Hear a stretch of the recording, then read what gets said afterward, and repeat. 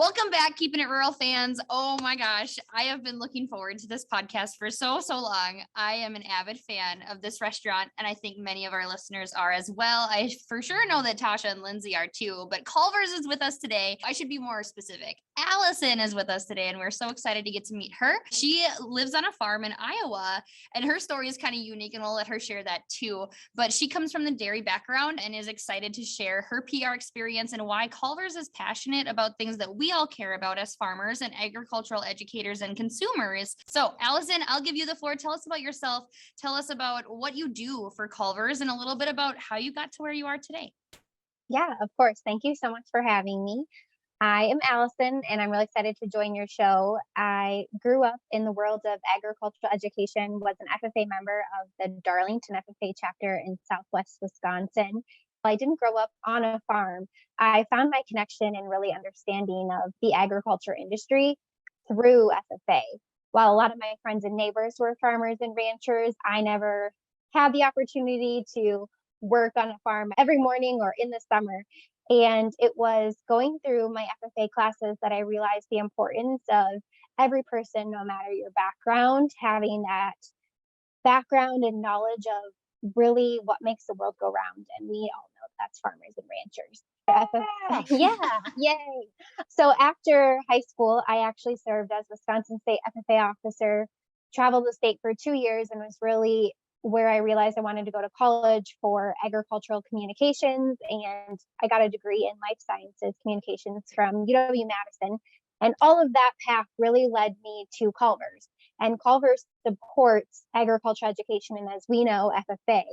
And it was actually through my work in FFA that I got connected to Culvers and landed a job with them out of college. So today I've been there for about 4 years, and I work in public relations, but I also lead our cause marketing efforts, which we call our Thank You Farmers project, which really centers around how Culvers can continue to support agricultural education, but also climate smart agricultural efforts, thinking about gratitude and how we thank farmers, a really big initiative. And so while I didn't grow up on a farm, now I get to work really hard to tell people who also didn't grow up on a farm or maybe don't even understand where their food comes from. I get to work in my job every day to teach our Culvers guests more about where their food comes from. And now I currently live in Iowa, and while we don't live directly on the farm, we work on his parents' dairy farm all the time. So now we even have more connections to the dairy industry. And now you get your farm life, right? Yeah, I get my farm life, and I think about it. My kids one day will have the opportunity to have that. Don't have kids yet, but I would love to. Get the best of both worlds. All the custard and all the cows. Like, it's perfect. Oh gosh, the custard. Okay, so I'm really interested to know, because I know a little bit about Culvers. Being from Minnesota, first came here quite a long time ago, and I know it's grown so much, but where does the root come from in Culvers? And like, why is it something that has turned into the company it is today, with the love for farming and food? Like, how did we get here? Yeah. Culvers started in 1984 in the small town of Stock City, Wisconsin. And when you think about that, it's very much your rural community. And when it started, it obviously started as one restaurant. The co-founders are Craig and Lee Culver. They're still active in the business today.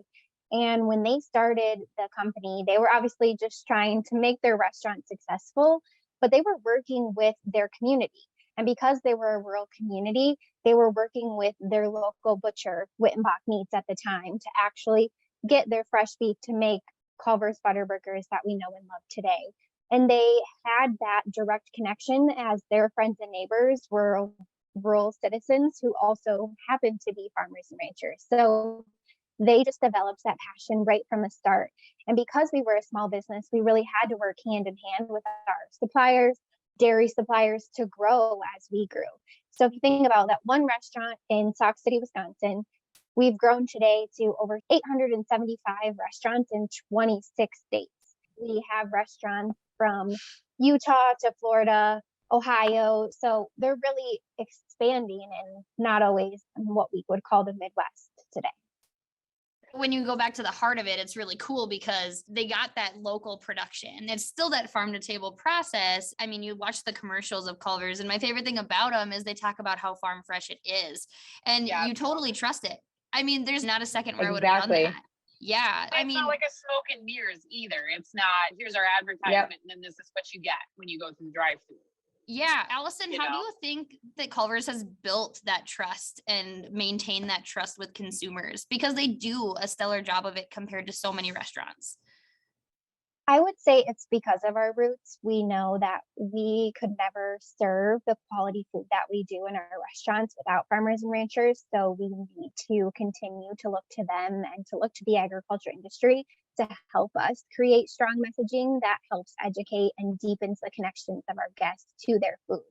So we're always looking to do that. And when maybe some other companies are looking for marketing that gets people to be confused about their food, we actually are doing the opposite and thinking about how we can simplify it and just take it back to the farm. And obviously, we all know in the agriculture industry with 875 restaurants, it isn't farm to table anymore. But it's thinking about the principles that are still in place, the quality standards that no matter if you have one restaurant or 800 restaurants, every farmer and rancher wants to continue to serve quality food no matter where that food is going. So if we can help tell that farm fresh story, that's so important. And I think in this world, even more important as we grow as a company, because a lot of times that's a simple message when you're one restaurant, but it's a much more challenging message. So are the most popular food that people purchase, is it the custard and the butter burgers? Are those the big things? I mean, are those the most sold items?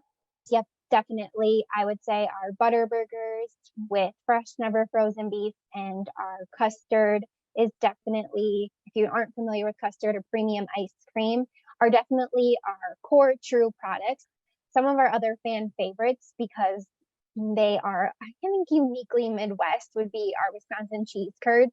And as we know, cheese curds.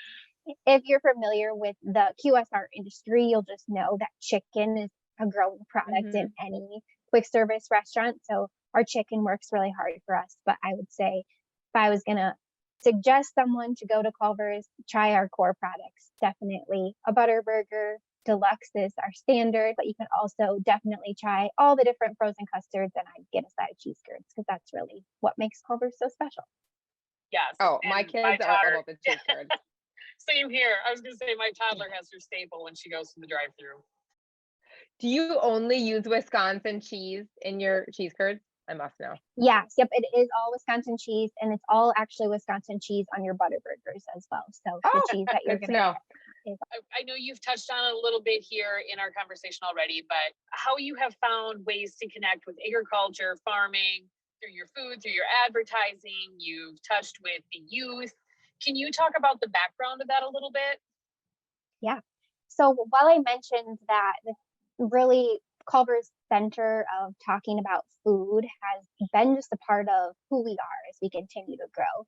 And I think it was about in the early 2000s, we started a marketing campaign that's called Welcome to Delicious.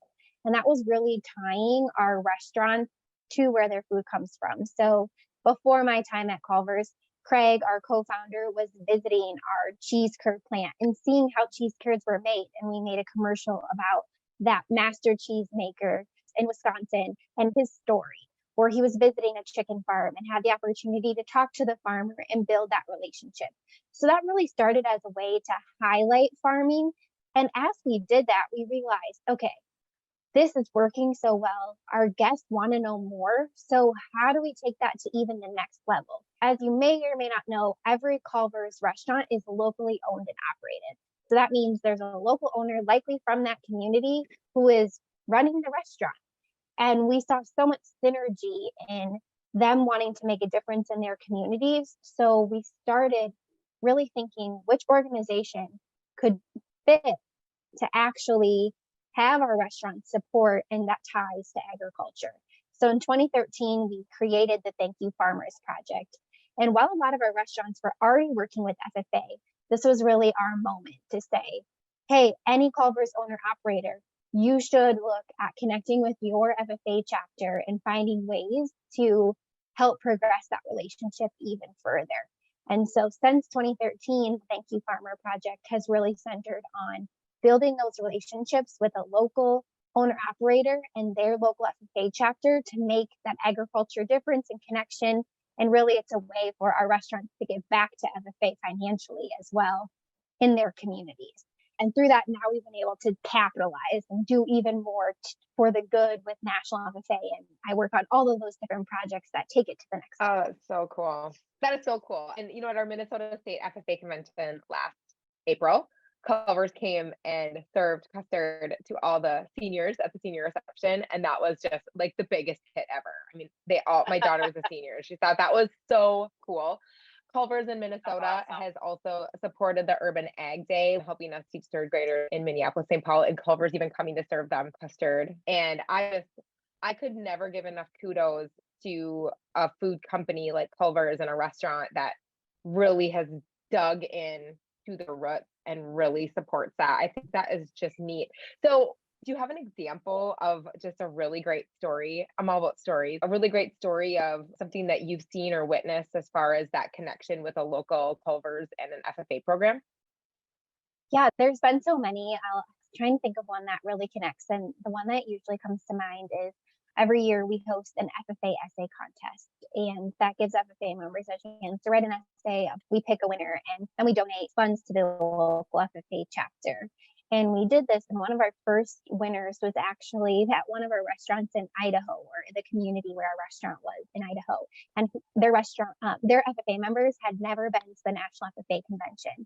So it was through the local connection that they won the essay contest, and then Culvers actually sponsored a bus, and we took those members for the first time ever to the FFA convention. And so while that's like just a crazy experience for them, it was a really fun way for us to make a small impact on that chapter. And I know that FFA members stayed connected then to their local restaurant. And excitingly, that local owner in Idaho is actually a dairy farmer from Wisconsin that moved out to Idaho. So there's just so much synergy of, wow, can that even be possible? You talk about the synergy of these businesses and the branches of your business being locally owned.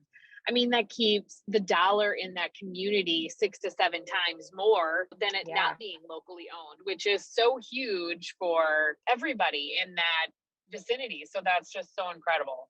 Yeah. And I think that those are just like quick stories, but you'll see even some of our local FFA members having the chance to do what we call a share night. So that's when they come into the restaurant, and then Culvers is actually donating 10% of sales or their percentage of sales night. So incredible. I want to know about the Blue Barn campaign and the whole barn thing.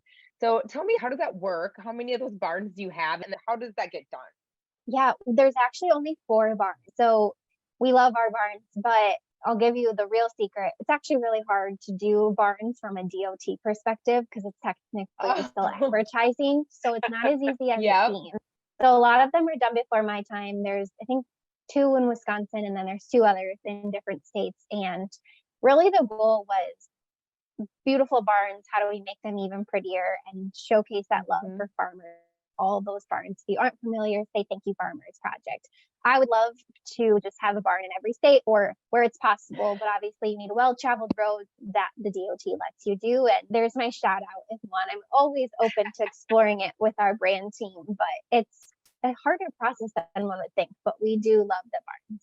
Yeah, that's awesome. You might get lots of listeners all over the country with Culvers. It needs to be a really big highway. So if you're listening and you want to reach out, it needs to have traffic. Yeah. Awesome. Yeah, those barns are so super cool. And I love that you use them in your marketing and all that fun stuff too. I just think it's so great. What do you think are some of the things that Culvers have helped food eaters understand farming more because Culvers has this relationship? Do you think that impacts, or do you know, or do you ever gather information on how that connection of Culvers with the farmer and how you do actually use that as part of your marketing and advertising? What do you think that does for the understanding of farms and food?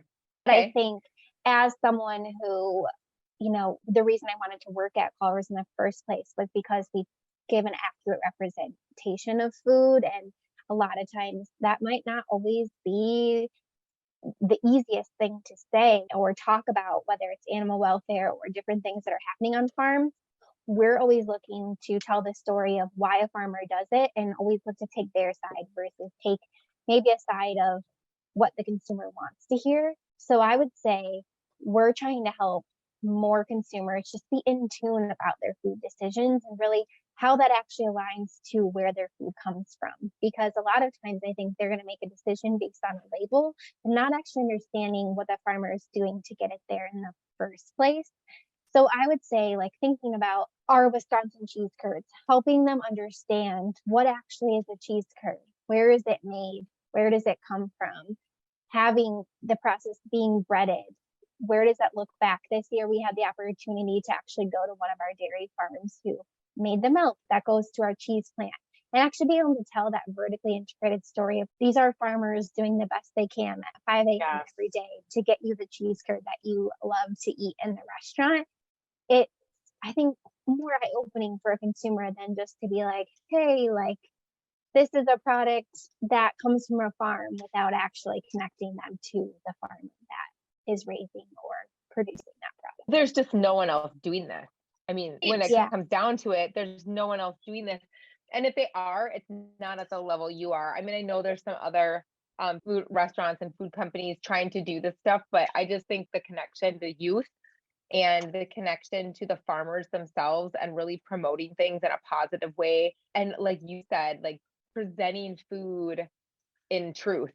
Like, this is the truth of the food. I think that is just brilliant. And I think it's wonderful. And I think it does so much for farmers to be able to have that connection. And it helps people understand the truth about where their food is coming from. I think that's so cool. Yeah. And I think a lot of times we'll see other companies, it's not even in specifically in QSR, but they'll try to tie to agriculture in a different way. And so we're always looking to say, what is the positive story that we can tell that supports the positive image of the agriculture industry? Yeah, there are different stories that you can pull from, but how does that actually bring a great message to the people who are a part of the industry? And I think that is the difference of what makes Culvers special is it's really about supporting all of the people behind the scenes. And that's why we care so much about the next generation of leaders in agriculture and why the connection for us of FFA members is so important. And obviously, we're still looking to lean more into that sustainability space, helping consumers understand climate smart agriculture. But my thing that I think about is if we can help FFA members understand how they can make a positive difference in climate smart agriculture and help their farms be one step closer to helping our planet, let's spend our time and efforts there. We don't need to convince other people. Let's work hard where we can. And so I think that's the different take we take. Yeah. Because I think it's a ripple effect too. That. And it's a connection. All of your commercials are ones that my kids talk about in school. And as an ag teacher, it's something that, I mean, we'll go to a competition or a CDE event and they'll get in the van and they'll say, all right, off to Culvers. And we don't even have to ask anymore where we're going to go to lunch. It's just, they assume that's where it's going to be. And I think it's not just because of the way that Culvers supports FA on a front and a facial view. It's because they go in and the first thing that they ask when they are ordering their food is, how did you guys do today? Because they see the blue jackets, they see the emblems, and everyone at that Culvers always asks the kids, how did you do today? What did you compete in? So where are you guys awesome. from? And so it's not just that facial recognition from a crowd or from a commercial. Like, Culvers is doing the extra work to meet those FFA members where they're at, and they're connecting with people. I mean, every one of the commercials that I've seen, it really speaks truly to how do we connect with consumers too? Not just share the stories. How do we connect each other as people? Yeah. Yep. That's great. And I would say if you are an ag teacher listening and you don't have a relationship with a lot of Culvers, it can be challenging for our local owner operators to get in contact with advisors sometimes. And so if you can make that first step and go into the restaurant, introduce yourself and tell them thank you and let them know that you would be interested in learning more from them, that helps, because I'm one of a few people at our headquarters, which is Culver Franchising System, that looks to make these connections for restaurants if they can't find them locally. And so as an FFA community, whenever you can take the step and really help and Mhm. support that relationship, it only helps our ability to do this more. Because as I've said a few times, these are local owner operators. I can't tell them what to do. They Mhm. need to love FFA and want to support your team. So clearly, like, your students made a difference in that community, that those team members and those owners want to engage with them and be excited to learn about what they're doing. And that's a kudos to the people in your community that are supporting the restaurant's connection to FFA. Absolutely. Yeah, so true. It's got to be both ways. And Yeah. it's hard and it's intimidating if you're just an owner, right? And you're thinking, oh my gosh, I got to go, what? I got to go find people. I mean, that's like Yeah. super intimidating. So I think that's awesome. If you want to be a part of this awesome thing, like egg teachers can go and do that or send their FFA officers or whoever. Alison, is there any easy way to find that connection and to make that connection with that local Culvers owner to find out who that would be? Yeah, usually I would say starting in the restaurant, if you have the opportunity to visit, asking for either a general manager or the owner operator is a really good step. Or if you have a business card or can leave your contact information, that you'd just be interested in learning more about how you could support. One of the biggest initiatives that we do each year is our Scoops of Thanks Day, which happens the first week of May. So that is when, regardless of which restaurant you're at, we will be doing the $1 scoops that support FFA. So if you're like, I'm a little nervous to ask the Culvers to donate to me, reaching out to them in early April is a really good time to do that, because they already know that they have that event coming up. And if they don't already have a chapter, they're going to be looking to donate the funds from Scoops of Thanks Day to a local FFA chapter. And a lot of times, if maybe you already know your community's working with that Culvers, they can easily split the funds or work with your chapter on a different program if they already are working with a local chapter for Scoops of Thanks Day. Can they only work with one FFA chapter, or if there's only one Culvers and they have a few FFA chapters in their area, do some work with multiple?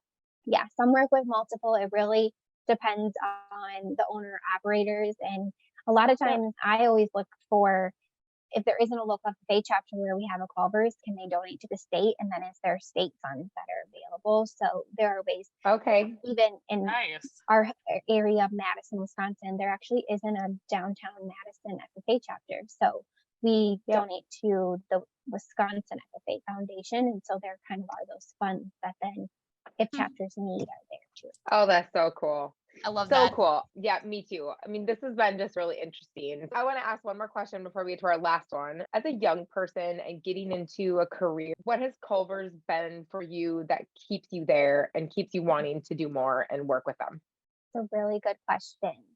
I would say, as a young person, I have always just been looking for a company that has the same values that I have, because I think you can learn a lot maybe at any company that you work for, or get your boots on the ground in communication skills and marketing tactics. But when you're able to do that for a company that has the same passion and values as you, it's a lot easier. And so for me, Mhm. I love agriculture. I love FFA. So having the opportunity to get back to them in a career that also helps educate those who don't know about the values that Culver's has is just a win-win. So I think that's definitely. But if you don't have the opportunity to work at something like that, I would say, for any young people listening, finding a company or a career that allows you to have good mentorships and allows you to connect with other people, maybe even outside of your company. So I get to connect with FFA members and other agriculturalists and other businesses that support food and agriculture. That also fills my bucket. So finding organizations that allow you to have mentorships and connections is super important. Yes. I'm Oh, getting so great. goosebumps Well, I just think thinking about that, because those are Ah, good things. me They're too. very And it's great important. advice, great advice for young people too. Sometimes it won't match exactly, but there's always an opportunity to build something too. I mean, Mhm. I look at what you're doing there at Culver's and your background. It's just, I don't know. I'm sure that you have brought a lot to the table that Culver's maybe wouldn't even have thought of or done without a team to encourage that. So Yeah. Yeah, things can my role change wasn't too. something that they backfilled. We created a role. So I would just say, never underestimate the ability to create something for yourself. Maybe it starts as this role, but you can build it into what you want. And that's a little bit probably more in the marketing space, but I think that's possible in other avenues as well. Mhm. 100%. Very cool. Yeah. Yeah. Very cool. Keep dreaming. I love that. Okay. So we need to know, as far as we've talked with this Thanking the Farmers, we've talked about how Culver is really involved with the Blue Jacket and behind the scenes with FFA, but day to day, how is Culver's keeping it rural? Is it the Blue Barn? Is it the chicken tenders that I love to eat? Is it the custard that is not ice cream? What is it that's keeping Culver's rural? Right now, I would say if we're going to think the product focus, it's still our cheese curds. They're made from one supplier in Wisconsin. And I think that doesn't happen very often. And I'm sure as we grow, it might not always be possible. But thinking about those dairy farmers in Wisconsin are making all of the cheese curds across the country for Culver's is just really cool when you think about rural connections to food. And while I don't think that's always possible, the fact that we've been able to do it since 1984 is pretty darn cool. But otherwise, when I think about keeping it rural, our restaurants are in small communities. And when I think about rural, they're living that entrepreneurial spirit that we feel on the farm. And so I would say there's so much synergy between the restaurant industry and farming that I never knew before. And thinking about even placement SAEs and all of those fun FFA lingo, there's so much of that at the restaurant. And so I would say those connections and skill sets that you gain working from a restaurant and gain on the farm are very similar. And I always forget how cool to think about that growth and potential for building a business and what that looks like on the farm or in the restaurant. Yeah. And Culver's is the epitome of creating that congruency between farm and restaurant. So it's perfect. It works out well. So my mind is blown about the cheese curds. I know. I did not know That's that. so cool. So neat. It is so neat. It is so neat. And just the fact that everybody who ever eats a cheese curd at Culver's, as of right now anyway, knows they're supporting this one place. I mean, that's so cool. That's so cool. But Alison, thanks so much for joining us today. Kudos to Culvers and kudos to you for all the work that you're doing along with your team of people to promote agriculture and to promote farmers all through really delicious food. And FYI, my favoriteest thing at Culvers is the chicken noodle soup, which I think is so weird, but I love it. That is not something I've heard recently, but it's good. If you need a new menu hack to try, the beef pot roast with cheddar cheese sauce on top is just something that really hits me in fall. It's really good for food or pretzel bites. That's a move. Good. Maybe with a side of cheese curds, because I need to get these cheese curds now. I'd be like, this came from the same place. This one too, and this one too. It gets me. Yep, the whole time. Alison, thanks so much for joining us today. We've enjoyed it so much, and kudos to you. And keep on rolling. Keep on doing the good work.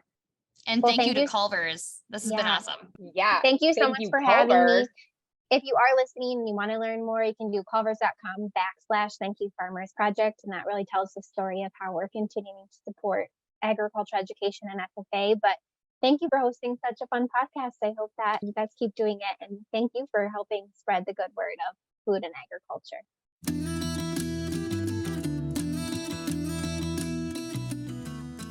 It's not a party without you there. Follow our crazy on Facebook and Instagram, and be sure to check out all episodes and extras at keepinitruralgirls.com.